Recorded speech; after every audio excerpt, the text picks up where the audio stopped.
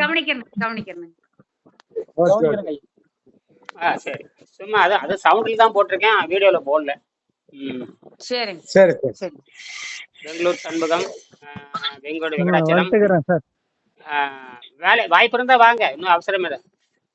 சரிங்க சார். இல்ல சும்மா போடுங்க. அது ஒழுங்கு பண்ணிட்டு இருக்கேன். இந்த வாட்ஸ்அப்பில் ஒழுங்கு பண்ணணும். அப்புறம் அதுக்கப்புறம் அந்த கூகுள் மீட்டில் ஒழுங்கு பண்ணுறக்காக செக் பண்ணிட்டு இருக்கேன். நிறைய பேர்த்து கழிச்சு விட்ருக்கேன். ஒரு 100 பேர்த்து கழிச்சிட்டேன். கழிச்சிட்டு ஒரு 10-20 பேர் மட்டும் வச்சுக்கலான்னு முடிவு பண்ணியிருக்கேன். அந்த இடத்துல செக் பண்ணி பார்த்தேன். ம். சரி. என்னம்மா பண்ணீங்க தேவி? இதை பண்ணி இன்னைக்கு ஐயா 10 மணிக்குங்க ஐயா 10 மணிக்குங்க பக்கத்து தோட்டத்துல காலிஃப்ளவர் கொடுத்தாங்க. அது சாப்பிட்டேங்க ஐயா. ம் ம் ம் ம் வேக வச்சுங்க எலுமிச்சம்பழம் அரை மூடி புழிஞ்சுங்க சாப்பிட்டுங்க ஐயா. அப்புறம் இப்பங்க தண்ணி தான் குடிச்சிட்டு இருக்கிறேங்க. இப்ப இனி சாப்பிடக்கூடாதுங்களா ஃபர்ஸ்ட் ஆளுங்க 6 மணி அந்த வரைக்கும்? அந்த பசி இல்லைன்னா, மயக்கம் கிறுகிறுப்பு இல்லைன்னா தள்ளி போடுங்க. மயக்கம் கிறுகிறுப்பு இல்லைன்னா கொஞ்சம் தள்ளி போடுங்க. சரிங்க சமாளிச்சுக்கிறேனுங்க. தள்ளி போட்டுறேனுங்க. முடிஞ்சா தள்ளி போடுங்க. இல்லைன்னா ஒரு 3 மணிக்கு சாப்பிட்ருங்க. புரியுதா? அந்த மயக்கம் கிறுகிறுப்பு வரும் நமக்கு. அது வந்து பிடிச்சி இழுக்கும். அந்த எல்லா இடத்துலையும் 12 மண்டலம் பிடிச்சி அப்படியே வெறுவெறுன்னு பிடிச்சி இழுக்கும். புரியுதா? சரிங்க சரிங்க அந்த அந்த விஷம் வந்து அந்த தூக்கு, அதாவது ஆஹ், இந்த பட்டினியால் மனிதன் சாவதில்லை. எப்போ சாவான்னு கேட்டிங்கன்னா, தொடர்ந்து விஷத்தை எடுக்கலைன்னா தான் செத்து போயிடுவாங்க. சரிங்க சரிங்க அப்போ நாம் என்ன பண்ணால் ஒரு நாளில் முடிக்கணும். நல்லா புரிஞ்சுக்கணும். ஒரு நாளில் முடிக்கலாம், 2 நாளில் முடிக்கலாம், 3 நாளில் முறிச்சிடலாம். முறிச்சிடலாம். விஷத்தை முறித்தல்னு பேர். சரிங்க அதாவது 24 மணி நேரத்தில் விஷத்தை முறிக்கலாம். அப்புறம் 2 நாளில், 3 நாளில். இது வந்து எப்படின்னா மெல்ல மெல்ல மெல்லத்தான் விஷத்தை முறிக்கணும். அதாவது தேவைப்பட்ட 1 நாள் நீட்டிக்கலாம், தேவைப்பட்ட 2 நாள் நீட்டிக்கலாம், இப்போ 7 நாள் நீட்டிக்கலாம். இப்போ 15 நாள் சொல்லியிருக்கேன். இப்போ எல்லாம் வந்து 8 நாள் தாண்டி போயிட்டு இருக்காங்க, ஒரு தடவை பிரேக் பண்ணிக்கிறாங்க. அப்போ இதை புரிஞ்சுக்கிட்டு தான் வந்து அந்த அந்த தண்ணீர் அருந்துறதையும் உண்ணா நோன்பை தள்ளி போடுறதையும், இந்த விஷம் வருகின்ற பொழுது விஷத்தை அது வந்து காய்கறி சாப்பிட்டு விஷத்தை கீழே இறக்கி விடுறது. அதுதான் புத்திசாலித்தனம். புரியுதா? சரிங்க சரிங்க தொடர்ந்து யாரையும் போடக்கூடாது. ஏன்னா தொடர்ந்து எப்போ போடுவோன்னா, அப்போ நான் அதுக்கு தான் தினமும் கவனிக்கிறது. ஆக அதிகபட்சமா இப்போ சரிங்க ஆரம்ப கட்டத்துல எந்த காரணத்துக்கு கொண்டு 3 நாளைக்கு மேல நீட்டிக்க கூடாது. புதுசா வர்றவங்க சரிங்க ஒரு நாளுக்கு மேல நீட்டிக்க கூடாது. உத்தரவு வாங்கிட்டு தான் 2 நாள் நீடிக்கணும். உத்தரவு வாங்கிட்டு தான் 3 நாள் நீடிக்கணும். புரியுதா? சரிங்க சரிங்க சரிங்க அதுக்கு மேல புதுசா வர்றவங்க யாரும் நீட்டிக்க கூடாது. புரியுதா? ம். சரிங்க. அப்புறங்க ஐயா ஒரு மயக்க கிறுகிறுப்பு வர மாதிரி இருந்துச்சுன்னாங்க முறிச்சுக்குங்க. என்ன நீங்க பண்றது? ஏதோ ஒரு சைவ உணவு சாப்பிட்டு முறிச்சுக்குங்க. ஏதோ ஒரு சைவ உணவு சாப்பிட்டு முறிச்சுக்குங்க. இல்லைங்க ஒரு ஒரு பேரிச்சம்பழம் 2, 3 சாப்பிட்டா கூட போதுங்க. 4-5 பேரிச்சம்பழம் சாப்பிட்டு பாருங்க. ஆனால் மலச்சிக்கல் வரும். மலச்சிக்கல் வராம இருக்கணும்னா இந்த அப்பப்போ இனிமா பயன்படுத்திங்க. புரியுதா? ம். மலச்சிக்கல் எங்க தேவி உங்களுக்கு தான் அப்படி மலச்சிக்கல் வருமா சரிங்க இருந்தா, அப்ப 2 சரிங்க பேரிச்சம்பழம் சாப்பிட்டதுக்கு அப்புறம் நீங்க 2 பேரிச்சம்பழம் சாப்பிட்டீங்கன்னு வச்சுங்க, பசங்க ஒரு சாயங்காலம் 6 மணிக்கு என்ன பண்றீங்க, நிறைய முருங்கைக்கீரை சரிங்க வேக வச்சு சாப்பிடுங்க. புரியுதா? ம். சரிங்க சரிங்க அப்ப இந்த சரிங்க காலையில கொஞ்சமா சாப்பிட்டது, இடையில 1 மணிக்கு கொஞ்சமா சாப்பிட்டது, இதெல்லாம் சேர்ந்துருக்கும்ல. இதெல்லாம் விஷமெல்லாம் வந்து அங்க போகாம நிற்கும். இழுத்துட்டு வந்து அந்த அழுத்தம் பத்தாம நிற்கும். அப்ப சாயங்காலம் என்ன பண்றீங்கன்னா, ஒரு 6 மணிக்கு நிறைய வெங்காயம் போட்டு, நிறைய முருங்கைக்கீரை நல்லா வணக்கி, கொஞ்சம் அவுள் போட்டு சரிங்க தேவையான அளவுக்கு சாப்பிட்டுக்கணும். வயிறு நிறைய சாப்பிட்டுக்கணும். சரிங்க சரிங்க அப்ப என்ன ஆகுனா, சாப்பிட்டுங்க காலையில சரிங்க அரைக்குறைமா சாப்பிட்டது, இடையில அரைக்குறைமா சாப்பிட்டது எல்லாம் சேர்த்து மொத்தமா என்ன பண்ணிட்டு இழுத்துட்டு வந்துடும். புரியுதா? சரிங்க சரிங்க இப்படி இந்த குடலுக்கு பழக்கப்படணும். குடலுக்கு இறப்பைக்கு தண்ணி இருந்து பழக்கப்படணும். இந்த 30 அடிக்கும் காய்கறி போய் போய் பழகணும். காய்கறி கீரை பழங்கள் போடவே கூடாது. இப்பத்துக்கு பழம் ஆகாது. சரிங்க எந்த பழம் சரிங்க சாப்பிடலாம்னு பேரிச்சம்பழத்தை 2 சாப்பிட்டு, இந்த தற்காலிகமா மிட்டாய் சாப்பிட்ற மாதிரி 2 பேரிச்சம்பழம் சாப்பிட்டு கீழே இறக்கி விடுறது. அது ஒரு டெக்னிக். இந்த மாதிரி சரிங்க 1000 வகையான தொழில்நுட்பம் இருக்குது. எல்லாத்துக்கும் வெவ்வேறு வகையான டெக்னிக் இருக்குது. எல்லாரும் ஒரே மாதிரி பின்பற்ற முடியாது.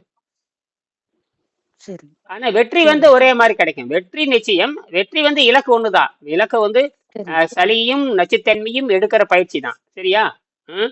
சரிங்க அப்புறம் வெங்கடாச்சலம் சரிங்க பாரு, இப்ப 8 நாள் தாண்டிட்டு போறாரு. பெங்களூர் வந்து 8 நாள் தாண்டிட்டு போறாரு. கம்பம் திருமாலும் இன்னைக்கு 6வது நாள் தாண்டி போயிட்டு இருக்காரு. நேத்து அவருக்கு வந்து கொய்யாப்பழம் வேக வச்சு சாப்பிட்டு இறக்கியாச்சு. தைரியம் உட்காந்துருக்காரு. புரியுதா? இப்ப சரிங்க அவருக்கு காலையில சரிங்க பேசிட்டேன், நேற்று இரவு பேசிட்டேன். அதனால சரிங்க இப்ப எடையை பாத்துருங்க. எடை நாளைக்கு போனீங்கன்னா பாருங்க. இப்ப இன்னைக்கே வந்து வயிறு சுருங்கி இருக்கணும். நேத்து இன்னைக்கு வயிறு சுருங்கி இருக்கா? சுருங்கி இருக்குதுங்க. எடைங்க ஐயா 55 600 கிராமுங்க. அதாவது 1/2 கிலோ குறைஞ்சிருக்கு. 1/2 கிலோ. ஆமாங்க குறைஞ்சிருக்குதுங்க. அப்ப 1/2 கிலோ குறைஞ்சதுக்குள்ள எழுதி மாதிரி சளியும் நச்சுத்தன்மையும் 1/2 கிலோ குறைஞ்சிருக்குது. சளியும் நச்சுத்தன்மைங்க. எப்படி 2வது நாள்ல குறையுமே உலகத்துல எங்கேயுமே கிடையாது. உலகத்துல சரிங்க, சரிங்க, உலகத்துல எங்கேயுமே கிடையாது. உலகத்துல எங்கேயுமே சரிங்க. கிடையாது. ம். 1/2 இப்ப கிலோ இந்த குறையிறதே சொல்றீங்க. சரிங்க. 1/2 கிலோ விஷம் ஏறி இருக்கு. எத்தனை கிலோ? 1/2 கிலோங்க. அவங்க மொத்த எடையில 20 விழுக்காடு போகலாம். 20 கிலோ விழுக்காடு போகலாம். சரி, எனக்கு வந்து 30 விழுக்காடு போச்சு. சில பேருக்கு 30 விழுக்காடு போச்சு. இது மாதிரி சரிங்க, எவ்வளவு விஷம் இருக்குதோ அவ்வளவுதான் போகும். சரிங்க, அப்ப விஷம் அந்த உடம்பு கரையுதுனாவே உடம்பு சுத்தமான எடையில அந்த சுத்தமான உடல் எடையை மட்டும்தான் வச்சுக்கும். சுத்தமான எடை சரிங்க, தனக்கு சொந்த எடை மட்டும் வச்சுக்க தெரியும். சொந்த எடை மட்டும் வச்சுக்க. அன்புக்காக சாப்பிட்டது, பாசத்துக்காக சாப்பிட்டது, குழந்தையிலிருந்து சாப்பிட்டது பூரா அது வெளியேற்றிடும். சரிங்க, அந்த அந்த வெளியேற்றுறது உங்களுக்கு தான் தெரியும், எனக்கு தெரியும். இந்த புத்தகம் படிக்கிறது மத்த யாருக்கும் இது புரியாது, தெரியும் கூடாது. சரிங்க, கேட்டாங்கன்னா சரி, சுத்தம் பண்ணிட்டு இருக்கிற, இது வந்து பயிற்சி பண்ணிட்டு இருக்கிற, அவ்வளவுதான். அவங்களுக்கு ஏன்னா ஆரோக்கியம் வந்து கரெக்டா வந்துட்டு உங்களுக்கு எல்லா பிரச்சனையும் நீங்க விடுதலை அடைவீங்க. எல்லா பிரச்சனையில இருந்து விடுதலை அடைவீங்க. கொஞ்சம் விடுதலை கொஞ்சமா, அடைஞ்சிடலாங்க. ஆமா, கொஞ்சம் கொஞ்சமா, கொஞ்சம் கொஞ்சமா, கொஞ்சம் கொஞ்சமா, கொஞ்சம் கொஞ்சமா தான் விடுதலை அடையும். சரிங்க, அது உங்களுக்கு தொடங்கியாச்சு. இப்ப முந்தா நேத்து இருந்த கிறுகிறுப்பு நேத்து இருக்கான்னு பாருங்க. முந்தா நாள், அதுக்கு முந்தா நாள் என்னமோ ஐயோ நடக்க முடியல, போக முடியல அப்படின்னு சொன்னீங்களே. அதுல ஏதாவது ஒரு பிரச்சனை, கொஞ்சம் குறைஞ்சிருக்குதுங்க. சமாளிச்சுக்கலாமுங்க. அந்த 1% அதை தொடங்கினே உடனே 2%. இப்ப இன்னைக்கு 2வது நாள் தொடங்க போறீங்க. நேத்து போச்சா, இன்னைக்கு 2வது நாள். இந்த 2 நாளைக்கு 3 இன்னும் நல்ல மூவ்மெண்ட் கிடைக்கும். ஒவ்வொரு நாளைக்கு 1/2%, சரிங்க, 1% ஏறிட்டே போகும். அந்த சுருங்க சரிங்க, சுருங்க சரி, சுருங்க சுருங்க சுருங்க மலத்துல வந்து சரிங்க, வெளியே போயிட்டே இருக்கு. மஞ்சளா சிறுநீர் மஞ்சளா போகும், அப்புறம் பச்சையா போகும், கருப்பா போகும், பல வண்ணத்துல அதில் சரி, கவனிக்கணும். கவனிச்சே அந்த நோட்டு, சரிங்க, அந்த குறிப்பில் எழுதிடணும். சரிங்க. வேற சந்தேகம் இருந்தா கேளுங்க. எழுதிடுறேங்க. கம்பம் திருமாறன். இல்லைங்க, இப்போதைக்கு இல்லைங்க. சரி, ரைட் ரைட் ரைட். கம்பம் திருமாறன். கம்பம் திருமாறன் இல்லையா? ஆ. ஆ. பெங்களூர் எனக்கு வெங்கடேஷ். சொல்லுங்க சார். கம்பம் சொல்லுங்க. திருமாறன். ஏதாவது சொல் என்ன இன்னைக்கு என்ன பண்ணிருக்கீங்க சொல்லுங்க. நீர் பேச்சில போட்டீங்களா? இன்னைக்கு வந்து எதுவும் இல்ல, நீர்லயே போயிட்டு இருக்கு. நீர்ல போயிட்டு இருக்கு. அருமை அருமை. பெங்களூர் வெங்கடு சொல்லுங்க. வெங்கடாச்சலம் சி. சார் ஆமா ஆமா சார், வீட்டுல தான் இருக்கிறேன். மத்தியானம் வந்தேன். நீ தண்ணியில தான் போயிட்டு இருக்கு. தண்ணியில தான் ரைட். இருக்கேன். நல்லது நல்லது நல்லது. சரி, பெங்களூர் கொஞ்சம் சண்முகம். வெயில்ன்றதுனால வீட்டுக்கு வந்துட்டுங்க. வெயில்ல ரொம்ப ஆமா, இங்கே படுங்க. டயர்ட் இங்க ஆகக்கூடாது. ஈரோடு மாவட்டம் கடுமையான வெயில் பாருங்க. நான் சட்டை போடாம தான் உட்காந்துருக்கேன். கடுமையான வெயில். எத்தனை துடு போட்ட அவ்வளோ வெயில். என்ன இது ஆச்சரியமா இருக்கு. அதாவது சித்திரை மாசம், ம். மே ஜூன் மாதிரி அட்டி நொறுக்குது. ஆமா, வெயில் ஜாஸ்தியா இருக்கு இங்க கூட. அதனால தான் வீட்டுக்கு வந்து டயர்ட் ஆயிடுன்ட்டு. சரி, பரமத்தி வேலூர் சங்கர் என்ன பண்ணிட்டு இருக்கிறீங்க? அலுவல் உட்காந்துருக்கிறீங்களா? அலுவல் ஆபீஸ்ல இருப்பீங்களே. ம். ஆபீஸ்ல இருக்குங்க ஐயா. சும்மா ஹெட்போன் போட்டு ஒன்றும் பிரச்சனை இல்லையே. ம். அதெல்லாம் எனக்கு எந்த தொந்தரவும் இல்லைங்க ஐயா. சரி, இப்போ இந்த மனதை பற்றி பேசுவோம். ஒரு 5 நிமிஷம் பேசலாம். மணி 1:45 ஆச்சு. 2 மணிக்கு முடிச்சுக்கலாம். சரியா? ஒரு 10 நிமிஷம். சரி, ஓகேங்க ஐயா. இந்த மனத்தை பத்தி காலையில பேசினா அதுக்குள்ள டிஸ்டர்பன்ஸ், ஏகப்பட்ட டிஸ்டர்பன்ஸ் வேற. இந்த மனம் வந்து என்னன்னு பார்க்கணும். மனம் வந்து 5 சித்தம், 5 வகை. சித்தம்னா மனசு. அறிவு வேற, மனசு வேற. நல்லா புரிஞ்சுக்கணும். அறிவு வேற, மனசு வேற. ஆனா இந்த உடலுக்குள்ள இருந்ததை ஒய்ஃபை மாதிரி பண்ணுது அது. அதாவது நேரடி ஒரு கம்பி மாதிரி. இப்ப நமக்கு எப்படி காலில் ஒரு முள்ளை அடிச்சுன்னா சொர்ன்னு நேரம் மூளைக்கு போகுது. அந்த மாதிரி நேரடி தொடர்பு கிடையாது. மனதுக்கும் மூளைக்கும் நேரடி தொடர்பு. ஒய்ஃபை மாதிரி வேலை செய்யுது. எப்படி? ஓ கனெக்ஷன். என்டேங்கிள்மெண்ட் மாதிரி. அதாவது இதுக்கு வலிச்சதுன்னா அதுக்கு வலிக்கும், அதுக்கு வலிச்சதுன்னா இது வலிக்கும். அந்த மாதிரி தான். இல்ல, உடம்புக்கு எதாவது பாதிதுன்னா உடம்பு மனசு கவலைப்படுது. ஏன் கவலை? அறிவு தானே கவலைப்படுது. ஏன் மனசு கவலைப்படுது? ஏங்க தேவி, உடம்பு கெட்டு போச்சுன்னா ஏங்க மனசு கவலைப்படுது? அது ஒண்ணே ஒண்ணு சார்ந்துதானுங்க ஐயா இருக்குதுங்க. இது இங்க அடிச்சா அங்க வலிக்குமில்லங்க. ஆனா கம்ப்யூட்டர்ல பார்த்தாவோ மெடிக்கல் செக்கப்ல பார்த்தாவோ எம்ஆர் ஸ்கேன்ல பார்த்தா மனசு கண்டுபிடிக்க முடியலையே. அது ஏங்க? அது சரிங்க. அது சரிங்க. அதுதான். அங்கதான் பதில் சொல்ல முடியல. அங்கதான் உங்களாலே சொல்ல, அதாவது பாதிக்கப்பட்ட உங்களாலே சொல்ல முடியாத பொழுது நீங்க போய் அவன்கிட்ட உடம்பு காட்டுன்னு அவனுக்கு எப்படி தெரியும்? இப்ப உங்களாலே சொல்ல முடியல, நீங்க போய் என் உடம்பு சரியாக்குன்னு சொன்னா அவனுக்கு எப்படி தெரியும்? தெரியாதுங்க, தெரியாதுங்க. அப்ப டோட்டல் ஃபெயிலியர் தெரியுதா இல்லையா? புரிஞ்சுதுங்க, புரிஞ்சுதுங்க. ஆமாங்க. அப்ப இந்த மனதை முதல் கண்டுபிடிச்சவங்களே சித்தர்கள் தான். மனதை சரிங்க. சித்தர்கள். முதலில் சித்தர்கள் தான் மனதை வந்து 5ஆ பிரிச்சாங்க. மனதை வந்து 5ஆ பிரிச்சாங்க. சரிங்க. நமக்கு பகுத்தறிவு இருக்குது, அது 6ஆம் அறிவு. பகுத்தறிவுங்கிறது 6ஆம் அறிவு. 5ஆம் அறிவுங்கிறது வாய் ருசி. 4ஆம் அறிவுங்கிறது நுகர்ந்து பார்த்தல். 3ஆம் அறிவு கண்ணால் பார்த்தல். 2ஆம் அறிவு நடந்து போதல். 1ஆம் அறிவுங்கிறது உணர்ச்சி. இதுதான். இதுக்கே சரி இதுக்கே 350 கோடி ஆண்டாயிருக்கு இன்னைக்கு நேத்தல்ல. இப்ப கூட நான் அதைத்தான் இன்னார் வரைக்கும் அதான் பார்த்துக்கிட்டு இருந்தவன். உயிர்கள் எப்படி தோன்றி அந்த லிங்கோட உங்களுக்கு அனுப்புற மாதிரி எல்லாரும் பாருங்க. இந்த லிங்க் அனுப்புறேன் பாருங்க, ரொம்ப அற்புதமா இருக்குது. சரிங்க அதுல இந்த பூமி தோன்றியது 450 கோடி, அப்புறம் உயிர், இதெல்லாம் பயங்கர அனுமானம் தான். ஆனா எப்படியோ ஆக்சிஜன் இல்லாம சில உயிர்கள் இருந்திருக்குது. ஆக்சிஜன் அடிப்படை, இப்ப நம்மள ஆக்சிஜன் அடிப்படை கொண்ட உயிரினங்கள் சரிங்க இதெல்லாம் இருக்கட்டும். நாம வந்து நியூட்ரல், இந்த ஆக்சிஜனையும் நம்ம நியூட்ரல் பண்ணலாம். அதாவது நம்ம சரி எதுலையுமே வாழ்ற மாதிரி நம்ம உடம்பு வந்து எதுலையுமே சரிங்க வாழ்ற மாதிரி, அந்த எதுலையுமே வாழ்ற மாதிரி, எந்த சூழலையும் சமாளிச்சு வாழ்ற மாதிரி இயற்கை வந்து பல கோடி ஆண்டுக்கு முன்னாடி டிசைன் பண்ணி ப்ரோக்ராம் பண்ணி அனுப்பிச்சு விட்டுருச்சு. இது யாரும் சரிங்க மாத்த முடியாது. அதாவது என்னென்ன முயற்சி பண்றையோ அதற்கு தகுந்த சரிங்க மாதிரி இந்த உடம்பு மாறிட்டே போகும். என்னது? சரிங்க சரிங்க முயற்சி ஆ, எடுக்கணுங்க. மாறிட்டு மாறிட்டே இருக்கு. இங்கதான் விஷயமே. அது இதைத்தான் என்ன பரிணாம அறிவியல் ஒத்துக்கிறாங்க. டாக்டர் ஒத்துக்கிறானா இல்லையோ, பரிணாம அறிவியல்வாதி என்ன சொல்றாங்கன்னா அது மாறிக்கொண்டே இருக்கும், எதுவுமே நிரந்தர முடிவல்லன்ட்டான். எதுவுமே நிரந்தரம் இல்லைங்க. நிரந்தரமானது அல்ல. அப்ப அதனாலதான் மெடிக்கல் ரிப்போர்ட் நம்மளது மாறுது. மெடிக்கல் ரிப்போர்ட் என்ன ஆகுது? மாறி மாறி மாறினே வருதுங்க. இருக்கும். அவன் என்ன சொல்றான்? நோய் வந்தா குணமாகாது, நோய் வந்தா குணமாகாது. யார் சொல்றான்? அந்த வெள்ளைக்கார முண்டா அப்படிதான் சொல்லுது. நோய் வந்தா குணமாகாது, சாகர வரைக்கும் மருந்து சாப்பிடு. நோயும் குணமாக்க மாட்டேன், செத்தும் போயிருவேன், சரிங்க மருந்தும் சாப்பிடணும். அதே நோயும் குணமாக்க மாட்டேன், செத்தும் போயிருவேன், மாத்திரையும் சாப்பிடணும். என்னையா வைத்தியம் இது? சரிங்க ஏன்னா இது நமக்கு தான் புரிய வரும். ஏன்னா வெள்ளைக்காரனுக்கு தெரியக்கூடாதுங்கிறத இயற்கை நோக்கம். யாருக்கு தெரியக்கூடாது? வெள்ளைக்காரங்களுக்கு தெரியவே கூடாதுங்க. வெள்ளைக்காரன். அது குறிப்பா எம்பிபிஎஸ் டாக்டருக்கு தெரியக்கூடாது. எம்பிபிஎஸ் டாக்டருக்கு சரிங்க தெரியாது, தெரியக்கூடாது. தெரியக்கூடாது. ஏன்னா எம்பிபிஎஸ் டாக்டர் கண்டுபிடிச்சது வந்து இந்தியாக்காரன் இல்ல. எம்பிபிஎஸ்ங்கிறது கண்டுபிடிச்சது, எம்டி கண்டுபிடிச்சது, எம்எஸ் கண்டுபிடிச்சு, இந்த பிரான்ச் எல்லாம் கண்டுபிடிச்சது யாருன்னு கேட்டீங்கன்னா பிரிட்டிஷ்காரன். என்னது? பிரிட்டிஷ். பிரிட்டிஷ். இங்கிலாந்து அவன் கண்டுபிடிச்சது. அவனுக்கு எப்படி தெரியணும்? தெரியக்கூடாது. தெரியக்கூடாதுங்க. ஆஹ் ஏன்னா அங்க அவனு எல்லாம் சித்தர்கள் இல்லைங்க அவங்க நாட்டுல. சித்தருக்கு கரெக்ட் இப்பதான் புரியுதுங்க. அடையேங்க அப்பா, இதுதான் தேவி. அது எப்படி நீங்க கரெக்டா அந்த மூளை அங்க வேலை செய்யுது? சரிங்க இதுதான் இப்படித்தான் இருந்திருந்தா புரிஞ்சு. அவங்க முன்னேறி இருப்பாங்கல்லங்க. அப்ப நாம ஏன் முன்னேறல? சரி ரைட்டு, நாம ஏங்க முன்னேறல? அத பயன்படுத்தலீங்க. அந்த அறிவு யாருமே பயன்படுத்தலீங்க, சொல்லியும் கொடுக்கலீங்க. அப்படி வாங்க, இதுதாங்க ஃபைனல். இப்ப புரிஞ்சுட்டீங்களா? இது சரிங்க தமிழ்நாட்டுல தான் இவ்வளோ சித்தர்கள் தோண்டி இருந்திருக்காங்க. தமிழ்நாட்டுல தான் இல்ல இவ்வளவு சித்தர்கள் சித்தர். அதிகம். ஆமா, வடக்குல இருந்து வந்தாங்க. வடக்குல இருந்து எங்க? இமயமலையில சரிங்க இருந்து இமயமலை. இப்ப இந்தியாங்கிறது ஒண்ணுதான். இந்தியாங்கிறது இப்ப ஒரு 70-50 ஆண்டுக்கு முன்னாடி பேர் வச்சது. அதுக்கு முன்னாடி இதுக்கு பேரும் கிடையாது, ஒண்ணும் கிடையாது. புரியுதா? இதுக்கு வந்து சரிங்க நாவல் மரம் நிறைந்த தீவுன்னு பேரு. நாவல் மரம் நிறைந்த தீவுன்னு பேரு.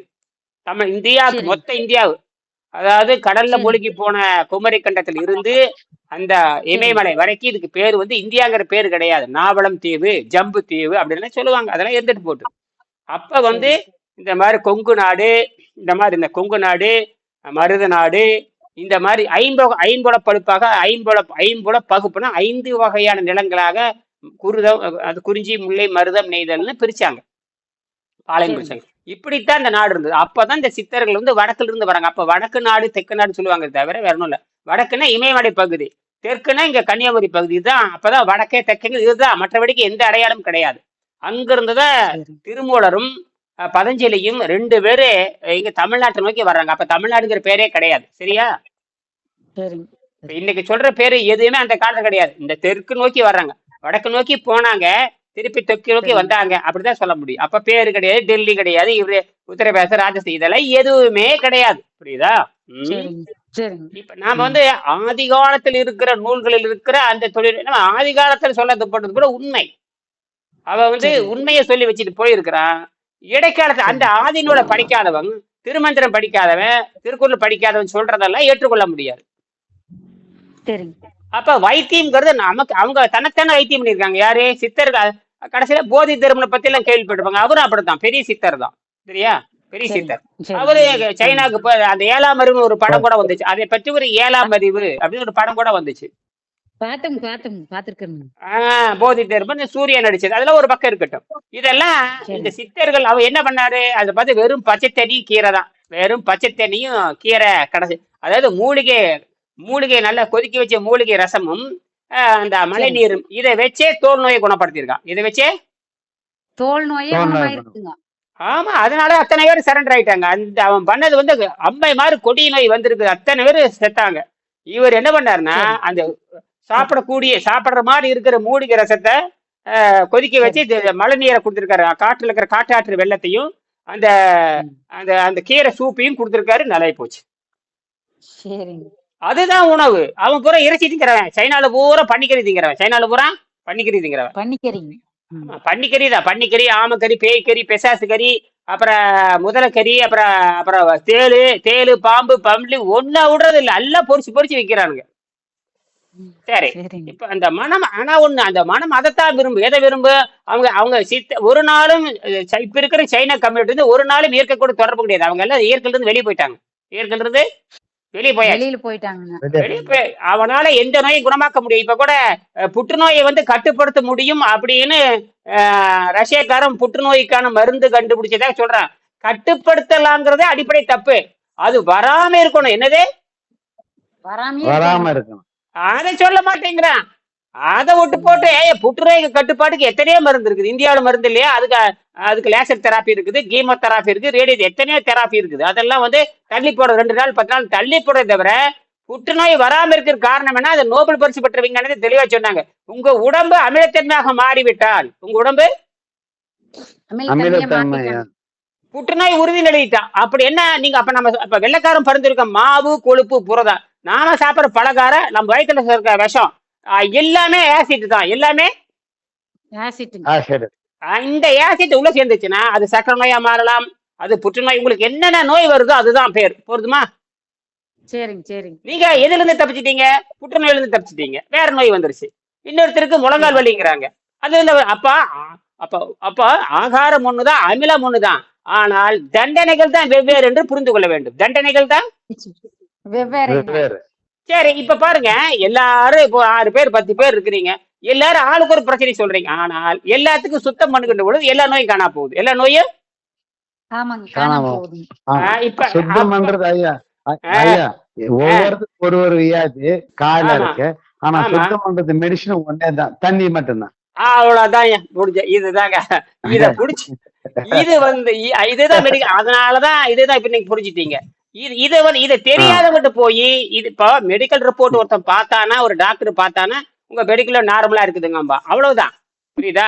நீ என்ன சாப்பிட்ட, நீ குண்டா இருக்கிறியா, ஒல்லியா இருக்கு, அதெல்லாம் கேட்க. உண்மையான ஒரு டாக்டர் உடம்பை பற்றி, உண்மையான ஒரு மருத்துவர் உடம்பை பத்தி கிண்டல் அடிக்க மாட்டார். உடலை பத்தி கிண்டல் பண்ண அடிக்க மாட்டாரு. மாட்டாங்க.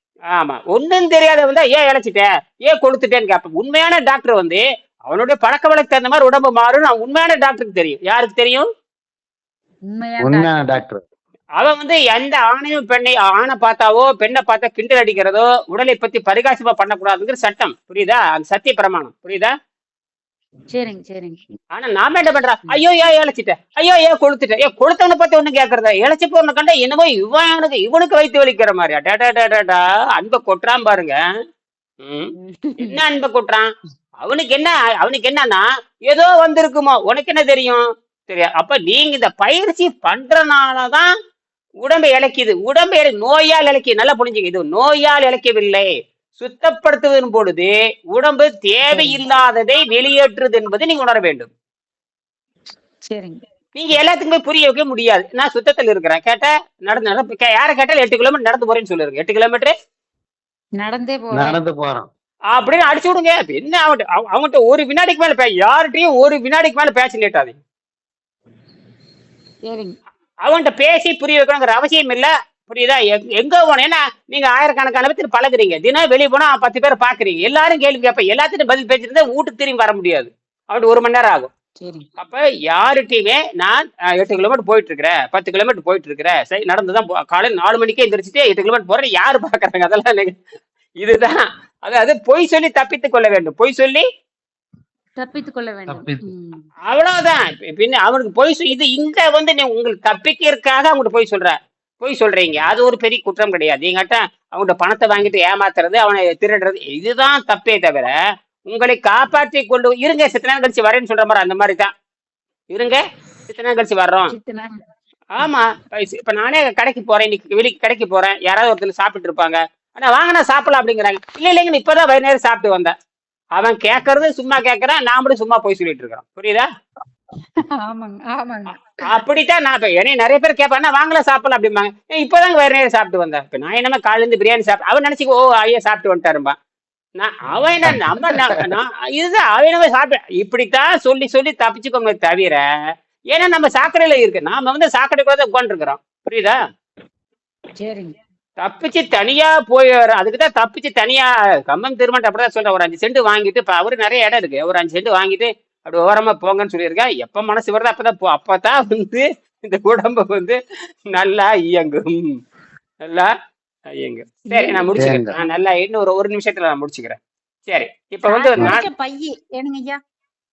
ஆமாங்க, காற்றடைச்ச பைய, அவ்வளவுதான், காற்றடைச்ச பைய. இது என்னன்னு கேட்டீங்கன்னா, தேவையெல்லாம் இயற்கை பசியும் தாகத்தை கொடுத்துருக்குது பாருங்க, அதுதான் இயற்கை பண்ண மிகப்பெரிய தண்டனை. இந்த ருசியை மட்டும் கொடுக்காம இருந்திருந்தா நம்ம 1000 ஆண்டு 2000 ஆண்டு உயிரோடு இருக்கலாம். ருசியை கொடுத்து நம்ம பசிங்கிறது ஏமாற்று வேலை. பசியை வந்து நீங்க மூச்சு பயிற்சி பண்ண பசி நின்று போயிரு. மூச்சு பயிற்சி அதெல்லாம் பின்னாடி சொல்லித்தரேன். மூச்சு பயிற்சியை மூச்சு பயிற்சினா காற்றை வந்து ஒரு 15 செகண்டு அது பின்னாடி சொல்லித்தரேன். காற்றை வந்து 15 பசி வரப்போ காற்றை வந்து ஒரு 15 செகண்டு சுவாசிக்காம இருந்தாவே சரியா போயிடும். அப்ப சரண் உள்ள போக நிக்க, அதுல பின்னாடி பாத்துக்கலாம். ஆக இந்த மனம் வந்து 5. இப்ப 3வது மனம், அந்த மூன்றாவது மனத்தை வைத்துக் கொண்டுதான் இந்த 3வது மனத்துக்கு பேர் என்ன தெரியுமா இருந்தா, கூட்டு மனம் பேரு. கூட்டு மனம் 4 பேர் சேர்ந்து ஒரு பொருளை தூக்கி வைக்கிறது, அல்லது 4 பேர் சேர்ந்து ஒரு நல்ல காரியம் செய்யுது. இப்ப அந்த நல்ல காரியம் எதுன்னு கேட்டீங்கன்னா, நாம இங்க என்ன பண்றாரு வெங்கடேஷ் என்ன சொல்றாருன்னா, இந்த நல்ல காரியம் என்பது ஏன் ஆரோக்கியத்தை வந்து நம்ம ஒன்று சேர்ந்து செய்யக்கூடாது? இப்போ உலகத்துல வந்து எத்தனையோ நல்ல காரியம் நடக்குது, 4 பேர் சேர்ந்து, அதாவது அந்த 4 பேர் வெவ்வேறு கொள்கை இருக்கும். ஆனால் ஒரு நல்ல காரியத்துக்காக ஒதுக்கி வச்சுட்டு அந்த ஒண்ணுக்கு மட்டும் சேருவாங்க. என்னது, அந்த ஒன்னே ஒரு குறிக்கோளுக்கு மட்டும் சேருவாங்க. அந்த 4 பேரும் வெவ்வேறு கொள்கை உடையவங்க, வெவ்வேறு சம்பாத்தியம் உடையவங்க, வெவ்வேறு திறமை உடையவங்க. ஆனால் ஒரு நல்லது நடக்க வேணுங்கிறதுக்காக எல்லாத்தையும் ஒதுக்கி வச்சுக்கிட்டு அந்த ஒரு நிமிஷம் அந்த நல்லது நடக்கிற ஒன்று சேர்ற மாதிரி, நீங்க வெவ்வேறு பழக்கம் உள்ளவங்க, வெவ்வேறு கொள்கை உள்ளவங்க, வெவ்வேறு பொருளாதார பின்னை, ஒருத்தர் பணம் இருக்கும், ஒருத்தர் பணம் இருக்காது, ஒருத்தர் ஏழையா இருப்பீங்க, பணக்காரா இருப்பீங்க, சிலர் சொல்ல முடியும், இனிகிட்ட ஆசிரியர்கிட்ட சொல்ல முடியாது, எவ்வளோ இருக்கும். ஆனால் இந்த ஆரோக்கியம் போன்ற விஷயத்துல நாம் ஏன் ஒண்ணு சேரக்கூடாதுங்கிறதா விஷயம். இது புது சேனல், இது வந்து புது சேனல். இது வெங்கடேசன் தான் என்கிட்ட சொல்றாரு. அப்ப அந்த ஊர் கூடி தேரெடுத்தல் அப்படிங்கிற மாதிரி நாம் ஏன் ஒன்று கூடி ஆரோக்கியத்தை பத்தி சிந்திக்க கூடாது? இதுதான் புதிய வழியில் திருப்புகிறார். இந்த மனதை வந்து வெங்கடேசன் உலகத்திலே மனதை வந்து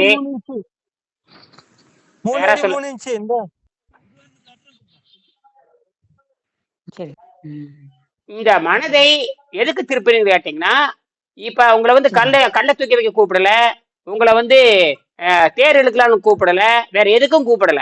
நாமெல்லாம் ஒன்றா சேர்ந்து மனதை ஆரோக்கியத்துக்கு நோக்கி திருப்பலாம் என்று உங்களை கூப்பிடுகிறேன். என்னது, ஆரோக்கியத்து பக்கம் நான் என்ன பண்றேன்னு கேட்டீங்கன்னா, இப்ப யாராவது கருத்து சொல்லலாம். இப்ப நான் சொல்லியிருக்கேன், இப்ப இந்த 3வது நிலை, 4வது நிலை பத்தி பேச மாட்டேன், 5வது நிலை பத்தி பேச மாட்டேன். இப்ப பேச முடியாது. 1வது நிலை என்பது பணம் சம்பாதிக்கிற நிலை, அது அவ்வளவுதான். 2வது நிலை மந்த நிலை, 3வது நிலை கூட்டு நிலை. கூட்டு நிலைன்னா ஒரு 4 பேர் சேர்ந்து ஒரு காரியம் செய்யறோம். இப்ப நான் என்ன செய்யறோம், ஆரோக்கியத்திற்காக ஒன்று சேர்கிறோம். அதாவது உடல் சுத்தம் பண்றதுக்காக ஒன்று சேர்ந்திருக்கான். எதுக்கு? சுத்தத்துக்காகங்க.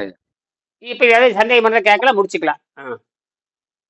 மறுபடியும் 4 மணிக்கு பேசலாம். சரியா? நன்றி. நன்றி.